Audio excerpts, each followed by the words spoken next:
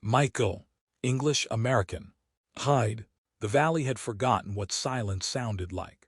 For 3 months, it had known only the scream of plasma fire and the thunder of artillery that shook dust from the ancient rock formations.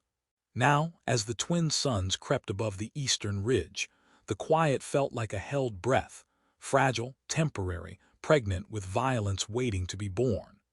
Commander Veyna Shar stood on the mobile command platform, her fingers drumming against the tactical display that projected ghostly blue terrain maps into the air before her. The elongated points of her ears caught the morning wind, and she tilted her head slightly, a habit she'd developed over years of command.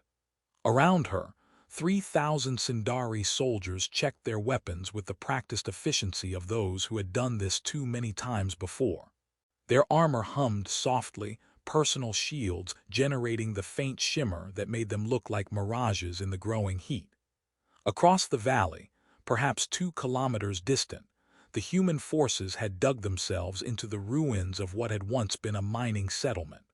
Veyna could see their fortifications through her optical enhancers, hastily constructed barriers, artillery positions that looked like they'd been assembled by optimistic children, and far too few soldiers for what they were about to face. She felt no pleasure in the coming engagement. War had long ago stopped being about glory and had become merely about completion.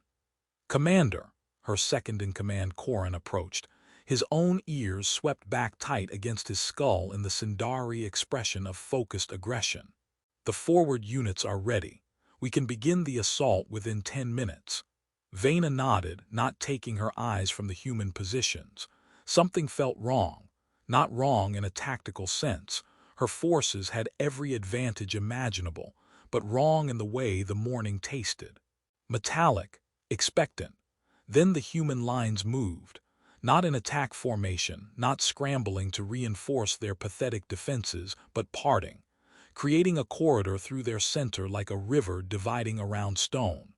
Every weapon on both sides seemed to train on that opening, waiting for the trick, the trap, the explosive finale of some desperate human stratagem. A single figure emerged. One man, walking alone across no man's land with his hands open and empty at his sides. He wore no armor, carried no weapon that Veyna could detect. Just standard civilian clothes that had seen better days and boots that kicked up small clouds of red dust with each step. He moved like someone taking an afternoon stroll, unhurried, almost contemplative. "Is he surrendering?" Corin asked, confusion sharpening his voice. "Surrendering doesn't usually involve walking directly toward 3,000 armed soldiers," Veyna replied. "Suicidal provocation, maybe, or he's lost his mind. Should we shoot him?" The question hung in the air. Veyna found her hand raised before she'd consciously decided to give the order. "Hold fire. I want to see what this is." The man continued his approach, and as he drew closer, Veyna activated her long-range visual enhancers. His face resolved in crystalline detail, weathered, neither young nor old, with eyes that carried something she couldn't quite name. Not fear, not even resignation, something else. Recognition. A ripple passed through the Syndari ranks. Whispers, which should have been impossible in a disciplined military formation, began to spread like wind through grass. Veyna caught fragments of it, soldiers leaning toward each other, weapons lowering fractionally as confusion replaced certainty. "Ma'am," one of her junior officers spoke up, her voice uncertain. That can't be." "Can't be what?" Veyna demanded. "The Ghost Walker." The words came from somewhere in the ranks, spoken with an odd mixture of disbelief and something approaching reverence. Veyna's blood crystallized in her veins. The Ghost Walker was legend, myth, a story told by Syndari soldiers to explain the inexplicable. A human who had walked through their empire years ago, who had appeared and disappeared like smoke, who had done things that shouldn't have been possible. She'd always assumed it was collective fantasy, the kind of folklore that grew around any prolonged conflict. The man stopped 20 paces from her platform, close enough that she could see him without enhancements now, close enough that a competent soldier could drop him with a single shot. He looked up at her, and his mouth curved into a smile that contained absolutely no humor, only a weariness so profound it seemed to radiate from him like heat. "Hello, Veyna," he said. Her name. He spoke her name.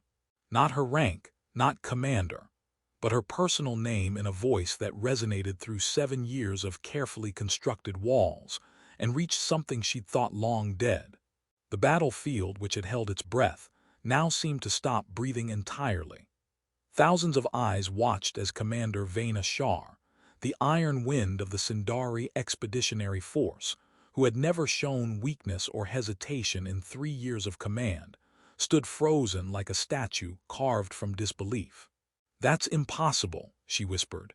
"Yeah," the man replied. "I get that a lot." Veyna descended from the command platform without ordering herself to do so, her legs carrying her forward while her mind struggled to catch up with reality. Behind her, she heard Corin's sharp intake of breath, and the confused murmur of officers who had never seen her break formation, never seen her move without calculated purpose. The dust crunched beneath her boots, each step closing the distance between her present and a past she'd been told was buried. Elias Thorne stood exactly as he had 7 years ago, too still, too calm, like a man who had made peace with whatever came next. His hair had more gray threaded through it now, and new lines creased the corners of his eyes. But those eyes themselves held the same impossible steadiness that had infuriated and fascinated her during those 6 weeks they'd spent running through the contested territories of the outer margin. "You're dead," she said, stopping 3 paces from him. Her hand hadn't moved to her weapon, though protocol screamed that it should. "I saw the execution order. I saw your name on the casualty reports." "Reports of my death were greatly exaggerated," Elias replied. "Also entirely fabricated, but that's less catchy. This isn't a joke." "No," he agreed, and the humor drained from his face like water through sand. "It really isn't. But I've found that if I don't joke about the absurd parts, the rest becomes unbearable." A sound like distant thunder rolled through the Syndari ranks, not actual thunder, but the collective shifting of 3,000 soldiers who had expected battle and found instead a conversation that made no sense. Veyna heard her name repeated in whispers, heard speculation building like pressure before a storm. She needed to regain control, needed to restore order, needed to be the commander they knew. Instead, she asked the question that mattered. "Why are you here?" "Because I'm the only one who can stop what's coming," Elias said, "and because I need your help to do it." Corin materialized at her shoulder, his weapon trained on Elias with the kind of steady hatred that came from absolute certainty. "Commander, this is clearly a trap. Let me end this distraction so we can proceed with the operation." "Stand down," Veyna said. "Ma'am, I said stand down." She didn't raise her voice, but something in it made Corin take a half-step backward. She turned her attention back to Elias, aware that every second of this conversation was being recorded, analyzed, and would likely end her career. "What's coming?" Elias glanced past her at the assembled Syndari forces, then back to the human lines behind him. "Can we possibly have this conversation somewhere that doesn't involve several thousand itchy trigger fingers? I'd prefer to survive the next 10 minutes. You walked onto a battlefield unarmed. Survival didn't seem like your priority." "Fair point," he conceded. "But I'm an optimist. I always assume things will work out, despite all available evidence to the contrary." A sound escaped Veyna's throat that might have been a laugh in another context, another life. 7 years ago, in a collapsed bunker while artillery shook the walls and they waited to see if they'd be buried alive, Elias had made almost the exact same comment. She'd called him insane then. She'd been half in love with him within a week. "The resonance engine," Elias said, dropping his voice low enough that only she and Corin could hear. "You've been searching for it, so have my people. We're both wrong about what it is, and there's a third party who's going to reach it in approximately 72 hours. If they do, this war won't end. It'll metastasize into something that makes the last decade look like a preliminary sketch. Veyna's tactical implant automatically accessed the classified files on the resonance engine, pulling data across her visual cortex in streams of information. An ancient artifact, possibly pre-Syndari, possibly human in origin, possibly neither. Theorized to be a weapon, a communication device, a power source, or all three. Every intelligence agency on both sides had been hunting for it since fragments of its existence had surfaced in archaeological digs 2 years ago. "How do you know where it is?" she asked. "Because I'm the one who found it." Elias smiled, but there was no triumph in it. 3 months ago, on a dead station orbiting KX-7. I also found the bodies of the team who'd been sent to retrieve it. 12 people, dead less than an hour before I arrived. Someone else wants it badly enough to kill for it, and they're not picky about which side their victims come from. Corin made a disgusted sound. "Convenient story. You expect us to believe." "I expect you to verify it," Elias interrupted. He reached slowly into his pocket, giving everyone time to shoot him if they wanted to, and withdrew a small data chip. "Everything I know about the engine's location, the third party hunting it, and the evidence I collected. Run it through your analysis systems. It'll take you maybe 20 minutes to confirm I'm telling the truth." He tossed the chip to Veyna, who caught it reflexively. The small piece of technology felt heavier than it should, weighted with implications. "What do you want?" Veyna asked. "A ceasefire, temporary, 72 hours minimum. A joint operation, your best people and mine, working together to secure the engine before the Remnant gets their hands on it." The Remnant? The term was unfamiliar. Extremists from both our sides who have decided the war is more profitable than peace. They've been funding themselves by selling military intelligence to both governments while making sure neither side ever wins decisively. The engine is their endgame. Whoever controls it controls the war's duration and intensity. Elias met her eyes. "They killed the last team, Veyna. They'll kill the next one, unless we work together." The absurdity of the proposal should have made her laugh. Instead, she found herself considering it with the part of her mind that had kept them both alive 7 years ago, the part that had learned to trust his instincts even when they contradicted every tactical principle she'd been taught. "You're asking me to commit treason," she said quietly. "I'm asking you to prevent extinction," Elias replied. "But yes, also treason. Sorry about that." The command tent smelled like ozone and bad decisions. Veyna had ordered it erected in the neutral zone between the two armies, a temporary structure that hummed with shield generators and sensor scramblers to prevent either side from eavesdropping on what was likely the most illegal negotiation in recent military history. She sat across a folding table from Elias, while Corin stood behind her, radiating disapproval so intense it was practically visible. The data chip had checked out. Every piece of information Elias provided had been verified, cross-referenced, and confirmed by 3 separate intelligence algorithms. The resonance engine existed. The Remnant existed. The threat was real. That didn't make any of this less insane.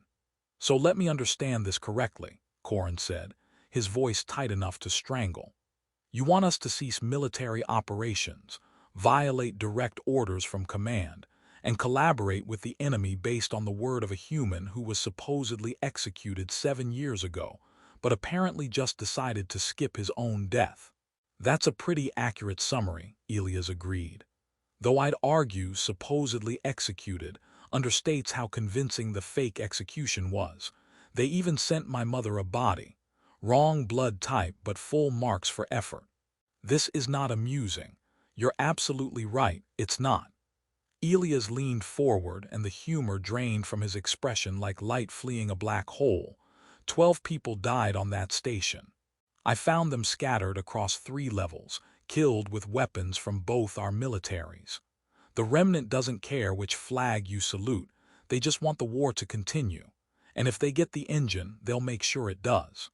Veyna studied him across the table, watching for the tells she'd learned 7 years ago.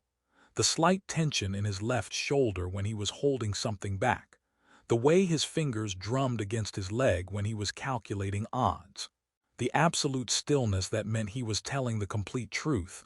He was still, utterly still. "How do we know you're not remnant yourself?" she asked. "You don't," Elias admitted. "But if I were, I'd have shot you 7 years ago when you were unconscious in that medical bay with a concussion and 3 broken ribs. Would have been much easier than this elaborate performance." "Comforting," Veyna said dryly. A commotion outside the tent made all of them tense. A human officer pushed through the entrance, young enough that his uniform still looked uncomfortable, followed immediately by one of Veyna's junior tactical officers. They both started talking at once. "Commander, the troops are—" "Ma'am, there's a situation with—" "One at a time," Veyna ordered. The human officer, whose name tag read Sullivan, spoke first. "Sir, sorry ma'am, there's been an incident. One of our soldiers offered some Syndari troops field rations as a peace offering. And now, there's a crowd forming, because apparently your people think our food is hilarious." Veyna's tactical officer, a woman named Risa with ears that swept back in acute embarrassment, continued.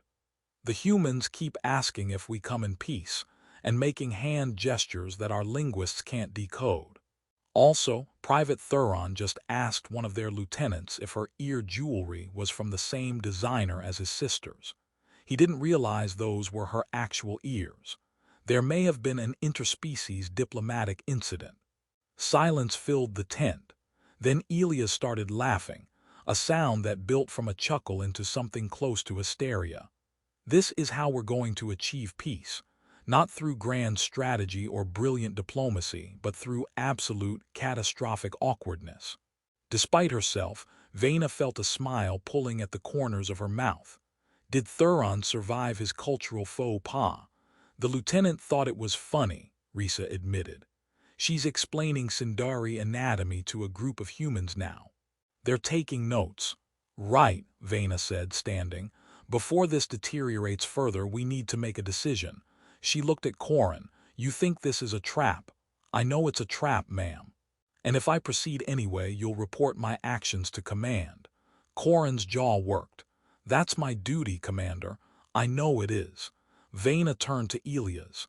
"You're asking me to trust you based on 6 weeks 7 years ago. 6 weeks where we were running for our lives and had no choice but to cooperate." "I'm asking you to trust yourself," Elias replied. "You know what the smart play is here. You've always known." He was right. Tactically, strategically, from every analytical angle, the joint operation made sense. 2 forces with complementary capabilities moving against a common enemy who threatened both their peoples. The mathematics were elegant. The politics were suicide. "If I do this," Veyna said slowly, "I'll be court-martialed, stripped of command at minimum, possibly executed if command decides to make an example." "Probably," Elias agreed. "I'm facing similar consequences, though humans prefer imprisonment to execution these days. More civilized, apparently." "How reassuring." "I thought so." Veyna looked at the 2 junior officers still standing awkwardly in the tent entrance, at Corin, whose loyalty was warring with his common sense, at Elias, who sat there like a man who had already made his peace with impossible choices. Outside she could hear voices, human and Syndari, mixing in confused attempts at communication, occasionally erupting in laughter at mutual misunderstandings. She had commanded through 3 years of warfare, had made decisions that cost lives and saved others, had never once questioned whether she was on the right side because the alternative was paralysis. Now, for the first time, she wondered if sides had ever been the right framework. 72 hours, she said. Ceasefire in effect immediately. Joint tactical teams formed within the hour. We move on the station in 6 hours. She turned to Corin. "Report my actions to command if you must. But until you receive orders relieving me, I'm still your commanding officer." Corin's ears flattened against his skull. Then slowly he saluted. "Understood, ma'am. For what it's worth, I think you're making the right mistake." "That's the most Corin thing you've ever said," Veyna replied.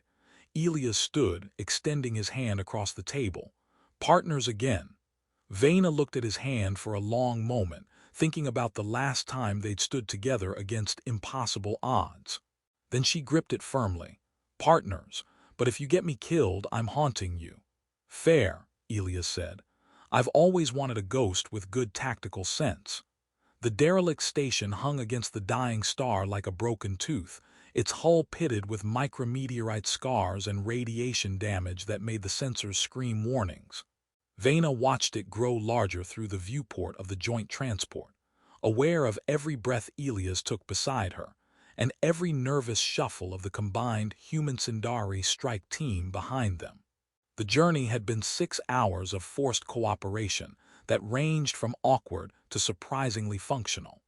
Human engineers had jury-rigged compatibility between Syndari shield generators and human power cores. Syndari medics had learned to treat human physiology with the kind of desperate crash course that involved a lot of pointing and hopeful guessing.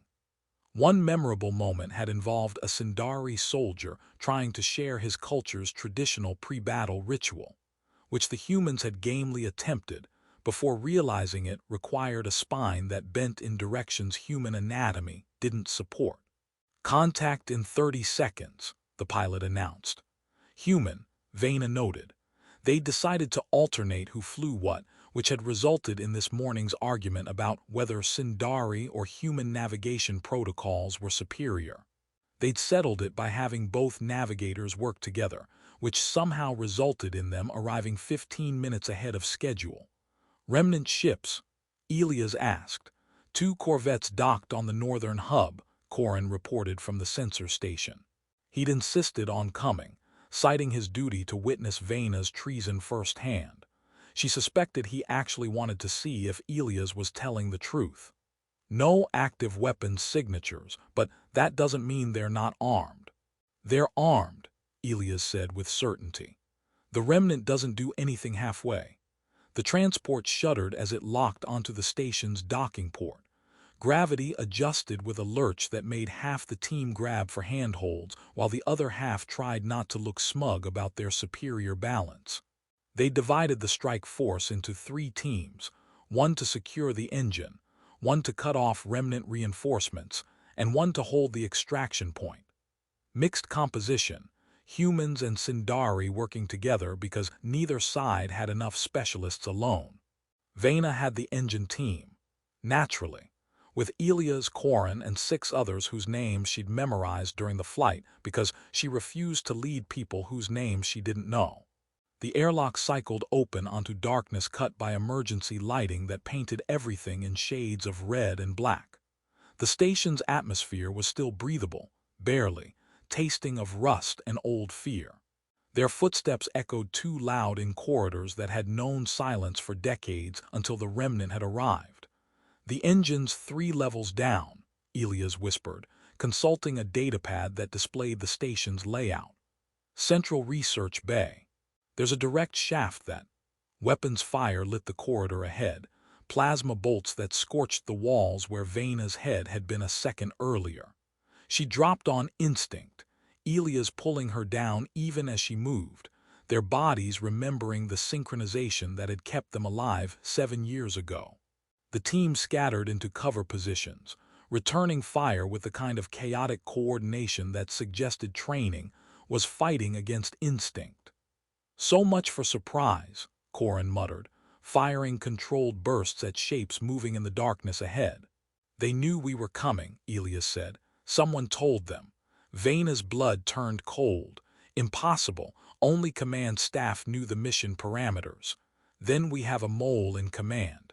Elias' voice carried the weight of a conclusion he'd already reached and hated. Which means this just became significantly more complicated. A grenade arced through the air, Syndari made, and Veyna's combat computer identified it with helpful precision as having exactly 4 seconds until detonation. She grabbed it mid-flight and hurled it back where it came from, hearing Elias mutter something that sounded like show-off before the explosion shook dust from the ceiling. The remnant forces retreated, firing as they went, leading them deeper into the station. Veyna felt the tactical wrongness of it like a weight on her chest. It's a trap. Obviously, Elias agreed. But the engine's still down there, and if we don't secure it, they will. They fought through 2 more ambushes, losing 1 human soldier to a plasma burn that their Syndari medic treated with the kind of frantic competence that came from not wanting to be the one who let their first human patient die. The soldier survived, unconscious but stable, and they left him with the rear guard. The central research bay doors stood open like a mouth. Inside, the resonance engine sat on a pedestal that hummed with power, a sphere of what looked like crystallized starlight, wrapped in technologies that predated both their civilizations. Around it, a dozen remnant soldiers had taken defensive positions, and standing before the engine, hands already reaching for it, was someone Veyna recognized, someone impossible. Commander Thales, she breathed. Her former mentor, who'd supposedly died in a border skirmish 3 years ago. The woman who'd taught Veyna everything about tactics and nothing about betrayal. "Hello, Veyna," Thales said.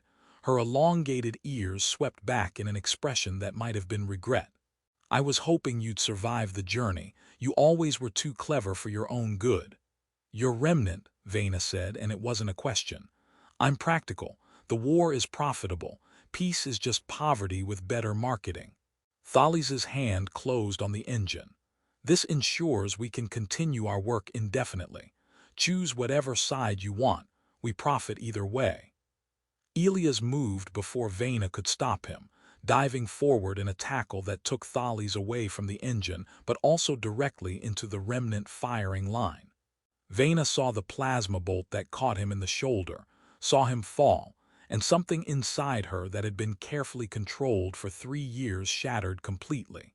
She didn't remember closing the distance, didn't remember Corin and the others providing covering fire, didn't remember anything except reaching Elias, his blood hot on her hands, and the fact that she was not going to watch him die again, even if he'd never actually died the first time.